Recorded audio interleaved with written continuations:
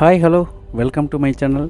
இன்றைக்கி நம்ம சேனலில் வந்துட்டு ஒரு சூப்பரான ஒரு வெஜிடேரியன் டிஷ் தான் பார்க்க போகிறோம். நிறைய பேர் வந்துட்டு இதை வந்து நம்மக்கிட்ட கேட்டிருக்காங்க, இந்த டிஷ் வேணும் அப்படின்னு சொல்லிட்டு. சைனீஸ் ஸ்டைலில் வந்து ஒரு கோபி மஞ்சூரியன் அதோட வீடியோ போட சொல்லி நிறைய பேர் கமெண்ட் பண்ணியிருந்தாங்க. ஸோ அவங்களுக்காக வந்துட்டு இன்றைக்கி நம்ம சேனலில் வந்துட்டு பார்த்திங்கன்னா சூப்பரான ஒரு கோபி மஞ்சூரியன் ஈஸியாக வீட்டில் எப்படி ப்ரிப்பேர் பண்ணலாங்கிறத பார்க்க போகிறோம். ஸோ அதுக்கு முன்னாடி நம்ம சேனலுக்கு வர ஃபஸ்ட் டைம் பார்க்குற நம்பரில் வந்து மறக்காம சேனலை சப்ஸ்கிரைப் பண்ணுங்கள். கூட இருக்க பெல் ஐக்கானை கிளிக் பண்ணிட்டு அதில் ஆளுங்கிற நோட்டிஃபிகேஷனை செட் பண்ண மறந்துடாதீங்க. அப்போ தான் நம்ம போடுற வீடியோ எல்லாமே வந்துட்டு உங்களுக்கு உடனே நோட்டிஃபிகேஷனில் வந்து சேரும். வாங்க இப்போ நம்ம வீடியோக்குள்ளே போகலாம். இப்போ என்னென்னு பார்த்தீங்கன்னா, இந்த கோபி மஞ்சூரியன் வந்துட்டு ஈஸியாக வீட்டில் வந்துட்டு ப்ரிப்பேர் பண்ணணும். 3 ஸ்டெப்ஸ் தான் இதில் நம்ம பண்ண போகிறோம். ரொம்ப ஈஸியாக இருக்கும். வாங்க எப்படி பண்ணலாங்கிறத நம்ம பார்க்கலாம். ஸோ இதுக்கு தேவையான பொருள் என்னங்கிறத பாருங்கள். நான் வந்து ஒரே ஒரு பொர்ஷன் நான் ரெடி பண்ணியிருக்கேன். ஸோ இது வந்துட்டு வீட்டில் வந்துட்டு பார்த்திங்கன்னா ஒரு 2 பேர் சாப்பிட்ற அளவுக்கு நம்ம பண்ணியிருக்கோம் இந்த ப்ரிப்ரேஷன். வாங்க அது அழகாக சொல்கிறேன் அப்படின்னு. ஸோ இப்போ பார்த்திங்கன்னா கொஞ்சமாக பூண்டு வெட்டி வச்சுருக்கோம். அதே மாதிரி கொஞ்சம் பச்சை மிளகா, கொஞ்சம் ஒரு கேப்சிகம் எடுத்து கட் பண்ணி வச்சுருக்கோம். ஒரு வெங்காயத்தை எடுத்து நைஸாக பாரிக் மாதிரி வெட்டி வச்சு சின்னதாக கட் பண்ணி வச்சுருக்கோம். அதுபோல் காலிஃப்ளவர் வந்து நீங்கள் இந்த மாதிரி கட் பண்ணிவிட்டு அதை வந்து சுடுதண்ணியில் போட்டு வாஷ் பண்ணி எடுத்து வச்சுக்கோங்க. நான் ஆல்ரெடி பண்ணி வச்சுருக்கேன் அதை. ஸோ இதுக்கு வந்துட்டு நம்ம வந்துட்டு பார்த்திங்கன்னா இப்போ மசாலா எப்படி ரெடி பண்ணலாங்கிறத இப்போ நம்ம பார்க்கலாம். ஸோ நம்ம ஆல்ரெடி ரெடி பண்ணி வச்சுருக்க காலிஃப்ளவர் வந்து ஒரு பாத்திரத்தில் போட்டுக்கலாம்.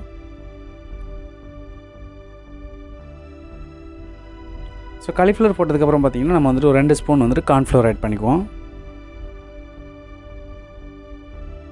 ஸோ அந்த பேட்டர் நல்லா இது பைண்டிங்காக இருக்க வந்துட்டு நம்ம 1 ஸ்பூன் மைதா ஆட் பண்ணிக்கலாம். மைதா போட்டோம்னா தான் அந்த ஒரு பேட்டர் வந்து நல்லா நமக்கு வந்து அந்த க்ரிப்பாக நமக்கு பிடிக்கிறதுக்கு ஈஸியாக இருக்கும். இதுக்கு தேவையான அளவுக்கு கொஞ்சம் சால்ட்டும் கொஞ்சம் ஒயிட் பெப்பர் போட்டுக்குவோம். இதுக்கு வெஜிடேரியங்கிறனால முட்டை தேவையில்லை. நம்ம தண்ணி ஊற்றியே மிக்ஸ் பண்ணிக்கலாம், நல்லா வரும். நீங்கள் வீட்டில் தாராளமாக ட்ரை பண்ணலாம். ஆனால் பட் தண்ணி வந்துட்டு நிறையா ஊற்றிடக்கூடாது, அளவாக ஊற்றணும். அதை மட்டும் பார்த்துக்கோங்க. ஏன்னா நம்ம ப்ரிப்பேர் பண்ணும்போது தண்ணி காலிஃப்ளவரில் தண்ணி வந்து அளவு நம்ம மெஷர்மெண்ட் இது ப்ராப்பராக தெரியாது. அதனால் வந்துட்டு என்ன பண்ணுறீங்கன்னா, நீங்கள் வந்துட்டு கொஞ்சமாக தெளித்து விட்டு பிணைஞ்சு பார்த்தீங்கன்னா உங்களுக்கு ஒரு ஐடியா கிடைக்கும். அதுக்கப்புறம் நீங்கள் பண்ணிங்கன்னா ஈஸியாக இருக்கும்.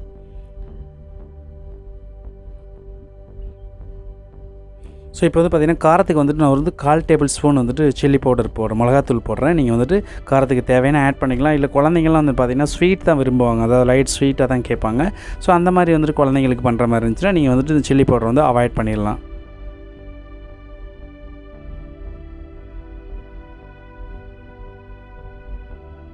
ஸோ இந்த அளவு பேட்டர் பிடிக்கிற அளவுக்கு நீங்கள் போட்டிங்கன்னா தான் வந்துட்டு ஃப்ரை பண்ணும்போது வந்துட்டு பார்த்திங்கன்னா ஃபுல்லாக வந்து அது மேலே வந்து கோட்டிங் ஆகி நல்லா ஃப்ரை ஆகி நமக்கு அந்த மொறுமொறுப்பு இருக்கும். ஸோ அதனால் எப்போயுமே இந்த மாதிரி ஃப்ரை பண்ணிக்கோங்க. ஸோ இது ஃப்ரை பண்ணி இது பிணைஞ்சு வச்சுக்கோங்க. ஆயில் ஒரு சைடு வச்சுட்டு ஆயில் காஞ்சதுக்கப்புறம் வந்துட்டு நம்ம இதை ஃபுல்லாக வந்து ஃப்ரை பண்ணி எடுத்துடலாம். ஃப்ரை பண்ணிவிட்டு இதில் எடுக்கிறது தான் வந்து நம்ம பண்ணுற வந்துட்டு இந்த மெஷர்மெண்ட்டோட இது ரேஷியோட இதுவே இருக்குது. அதனால் வந்துட்டு எப்போயுமே பார்த்திங்கன்னா நல்லா ஃப்ளேம் சூடு வச்சு நீங்கள் கோபியை ஃப்ரை பண்ணணும். மற்ற அந்த மஷ்ரூம் இதெல்லாம் பண்ணும்போது வந்து பார்த்திங்கன்னா சூடு நார்மலாக இருந்தாலும் வந்துட்டு குக் ஆகும். ஆனால் பட் காலிஃப்ளவர் வந்துட்டு பார்த்திங்கன்னா அதுக்கப்புறம் நரிச்சுன்னு இருக்கும். அதனால் வந்துட்டு எப்போயுமே காலிஃப்ளவர் ஃப்ரை பண்ணும்போது நல்ல ஸ்டீம் வச்சு குக் பண்ணிங்கன்னா தான் ஆயில் குடிக்காமல் நல்லா வந்துட்டு உங்களுக்கு ஃப்ரை ஆகி வரும். ஸோ இப்போ நம்ம ரெடி பண்ண எல்லாத்தையுமே உள்ளே போட்டாச்சு. ஸோ அது ஒன் சைடு குக் ஆகிருக்கு, லைட்டாக திருப்பி விட்டுக்கலாம்.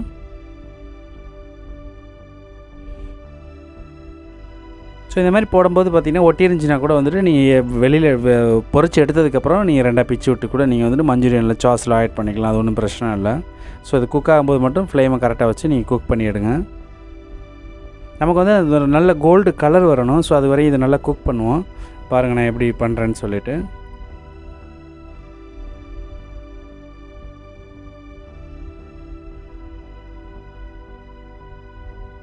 இந்த மாதிரி நம்ம ஃப்ரை பண்ணி எடுத்து சாப்பிடும்போது வந்து பார்த்திங்கன்னா நமக்கு வந்துட்டு சாப்பிடும்போது நல்லா அந்த ஒரு சாஸோட நல்ல ஊறியும் இருக்கும். ரெண்டாவது வந்து பார்த்திங்கன்னா அந்த கோபியோட அந்த மேலே போட்டிருக்க பைண்டிங் வந்துட்டு நல்லா நமக்கு வந்து மொறுன்னு இருக்கும். சாப்பிடும்போது அப்படி நல்ல ஒரு ஃபீல் இருக்கும்.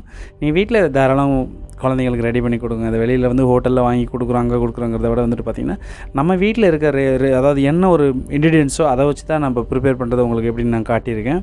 இதை நீங்கள் தாராளமாக வீட்டில் ட்ரை பண்ணி பார்க்கலாம்.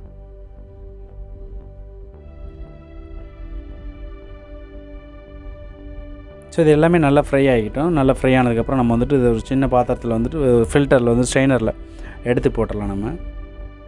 ஸோ எப்போயுமே வந்து பார்த்திங்கன்னா கோபியை வந்துட்டு இன்னும் கொஞ்சம் நல்லா மொறுன்னு வர அளவுக்கு ஃப்ரை பண்ணிங்கன்னா தான் உள்ளே வந்து நமக்கு நல்லா குக் ஆகிருக்கும். இப்போ கலர் பார்த்திங்கன்னா உங்களுக்கு தெரியும். ஸோ இந்த கலர் வர அளவு நீங்கள் கம்பல்சரி குக் பண்ணணும். நான் அதுக்காக தான் வந்துட்டு இதை இந்த கலர் காட்டுறதுக்காக தான் இவ்வளோ நேரம் நான் வெயிட் பண்ணி அந்த வீடியோ ஃபுல்லுமே எடுத்தேன் நான். ஸோ அதனால் வந்துட்டு ஏன்னா அந்த வேக்காடு கம்மியாக இருந்துச்சுன்னா உங்களுக்கு வந்து பார்த்திங்கன்னா கோபி ஃப்ரை ஆகலைன்னா ஒரு மாதிரி நரிச்சுன்னு இருக்கும். சாப்பிடும்போது அந்த ஒரு ஃபீல் இருக்காது. ஸோ இந்த அளவுக்கு நீங்கள் கோல்டு கலர் வர அளவுக்கு நீங்கள் ஃப்ரை பண்ணி எடுத்தீங்க அப்படின்னா உங்களுக்கு செம்மையாக இருக்கும் கோபி மஞ்சூரியன் சாப்பிடும்போது. ஸோ இப்போ பாருங்கள் கோபி நம்ம ரெடி பண்ணியாச்சு. ஸோ இதுக்கப்புறம் நம்ம என்ன பண்ண போகிறோம்னா இதுக்கு வந்து சாஸ் ரெடி பண்ண போகிறோம். வாங்க அது எப்படி பண்ணலான்னு பார்க்கலாம். இப்போ நான் அது வந்துட்டு பொரிச்ச கடாயிலே வந்துட்டு பார்த்திங்கன்னா அதில் கொஞ்சம் ஆயில் இருந்துச்சு. ஸோ அதுவே போதுங்கிற அளவு இருக்குது. ஸோ அதனால் வந்துட்டு நான் அதில் வந்துட்டு டேரெக்டாக இஞ்சி பூண்டு பேஸ்ட்டை இஞ்சி பூண்டு இதை வந்துட்டு நான் ஆட் பண்ணிட்டேன் கட் பண்ணதை. ஸோ அதே சூட்லேயே வந்துட்டு நம்ம அந்த எண்ணெயிலே வந்துட்டு நம்ம இதை எல்லாமே ஃப்ரை பண்ணி எடுத்துக்கலாம். ஆயில் நிறையா தேவையில்லை கோபி மஞ்சூரியனுக்கு.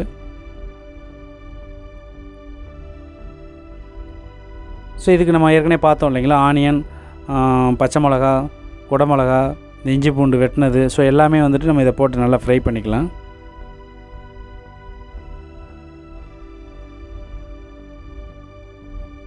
ஸோ இந்த மாதிரி வந்துட்டு பார்த்திங்கன்னா நம்ம ஃப்ரை பண்ணும்போது என்னென்னு கேட்டிங்கன்னா ஆயில் கம்மியாக வச்சு பண்ணும்போது பார்த்திங்கன்னா ஒரு ஆள் வந்துட்டு ஃபுல்லாகவே சாப்பிட முடியும். உங்களுக்கு ஆயில் கூடுச்சுன்னா என்ன ஆகுன்னு கேட்டிங்கன்னா ஸோ குழந்தைங்களால் வந்துட்டு ஃபுல்லாக சாப்பிட முடியாது.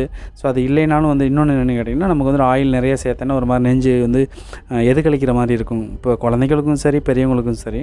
ஸோ அதனால் வந்துட்டு எப்போயுமே வந்துட்டு ஃபுட்டில் வந்துட்டு ஆயிலுங்கிறத வந்துட்டு எவ்வளோ ரெக்யர்மெண்ட்டோ அந்த அளவு மட்டும் நீங்கள் கரெக்டாக வச்சு ப்ரிப்பேர் பண்ணுங்கள். அதுவும் கூட வந்துட்டு ஒரு வகையில் நமக்கு ஹெல்த் இஷ்யூ தான்.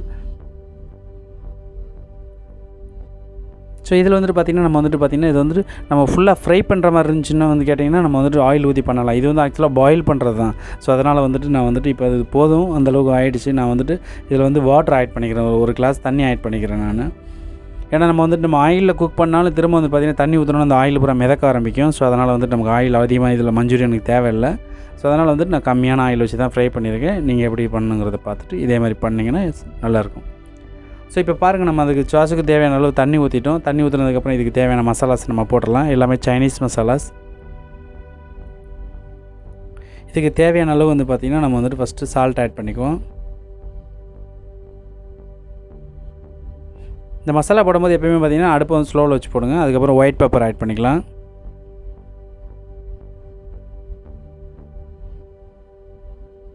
ஒயிட் பெப்பர் கொஞ்சமாக நான் சுகர் ஆட் பண்ணியிருக்கேன், சீனி.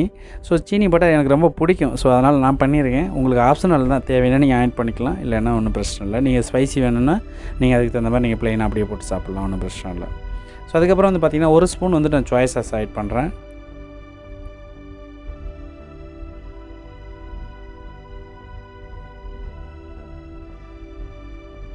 ஒரு ஸ்பூன் வந்துட்டு பார்த்திங்கன்னா டொமேட்டோ சாஸ் ஆட் பண்ணுறேன். அதே ஸ்பூனில் வந்துட்டு பார்த்திங்கன்னா நான் வந்துட்டு ஒரு ஸ்பூன் வந்துட்டு வெனிகர் ஆட் பண்ணுறேன்.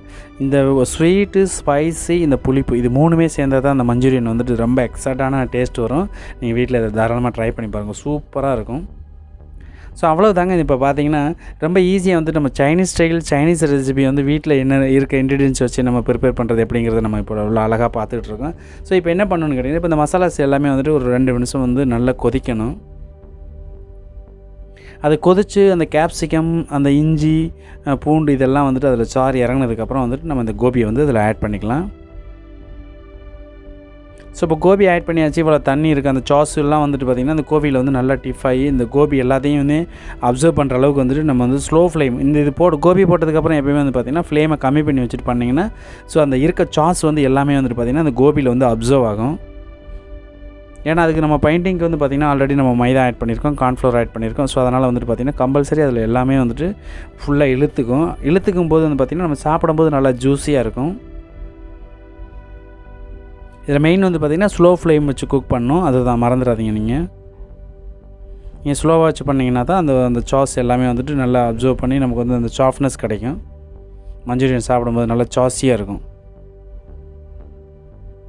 இப்போ பாருங்கள் அழகாக அப்படியே குக் ஆகிட்டுருக்கு பாருங்கள். நீங்கள் பார்த்தீங்கன்னாலே தெரியும் சாஸ் எல்லாமே கொஞ்சம் டைட்டாக ஆகிட்டுருக்கு. ஸோ ஃபுல்லாகவே வந்துட்டு எல்லா இதுலேயும் மிக்ஸ் ஆகிடுச்சு பார்த்திங்களா. நல்லா அந்த மாதிரி பெரட்டி விட்டு கிண்டி விட்டிங்கன்னா தான் உங்களுக்கு அந்த ஒரு சரியான ஒரு நல்லாயிருக்கும். அந்த ஊறி இருக்கும் அந்த மசாலாஸ் எல்லாமே வந்துட்டு சாஸ் எல்லாமே அந்த மஞ்சூரியனில் ஊறி இருக்கும்.